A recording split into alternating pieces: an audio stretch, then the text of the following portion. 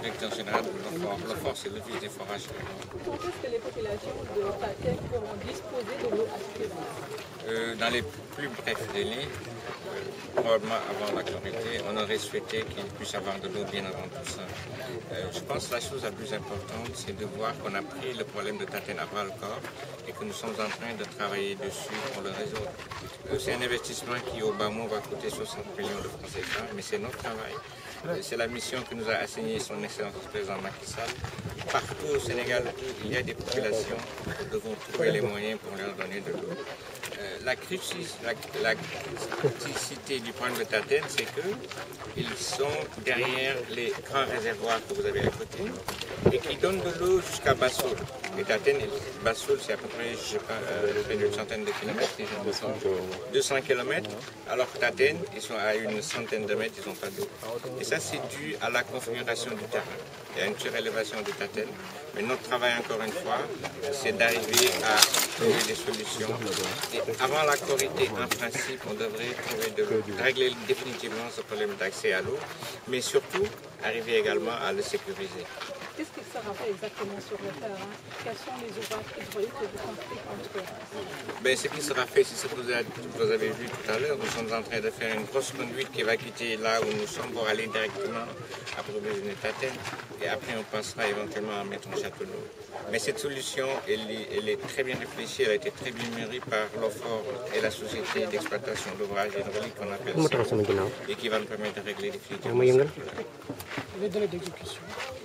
On aura de l'eau en principe avant la Corité, peut-être bien avant, mais bon, vous êtes des journalistes, on ne peut jamais s'engager avec vous. Le coût de l'eau, monsieur le DG? On tourne autour de 60 millions de francs CFA. Mais vous me donnez l'occasion de revenir sur le problème du prix de l'eau dans le monde rural.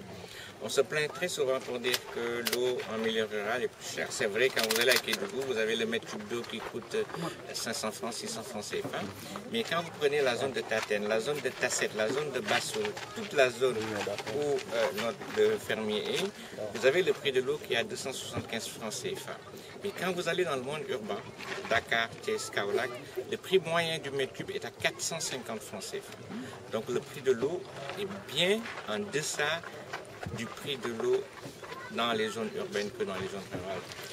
C'est des efforts, peut-être qu'il y a encore d'autres efforts à faire, mais ce qu'il faut savoir, c'est que nous ne donnons pas que de l'eau. Ce que nous donnons aux populations, c'est de l'eau potable, d'abord. Vous allez boire cette eau, vous ne tombez pas malade, mais surtout, vous allez avoir une continuité de service. Dans toute la zone de Tasset, vous n'allez jamais voir quelqu'un qui va vous dire « Monsieur, il me manque de l'eau ». C'est vous qui venez de me rappeler que le forage de Soul Serer est en panne. Ça ne pourrait pas arriver si c'était géré par un professionnel. Et nous tendons vers ça. À notre avis, on ne doit plus parler d'hydraulique rurale, d'hydraulique urbaine. Les populations de Taten, les populations de Soul Serer, les populations de Diofior, toutes ces populations ont les mêmes droits pour avoir de l'eau potable de façon continue que les populations de Dakar, que les populations de Mbour, que les populations de Thiès, que les populations de Kaolack. C'est sur ça que nous travaillons et c'est tout le sens de la réforme de l'hydraulique rurale qui est un pilier de ce que son Excellence le Président Macky Sall appelle casser cette césure sociale-là et parler d'équité. Tous les Sénégalais doivent être pareils en termes de politique d'accès à l'eau potable.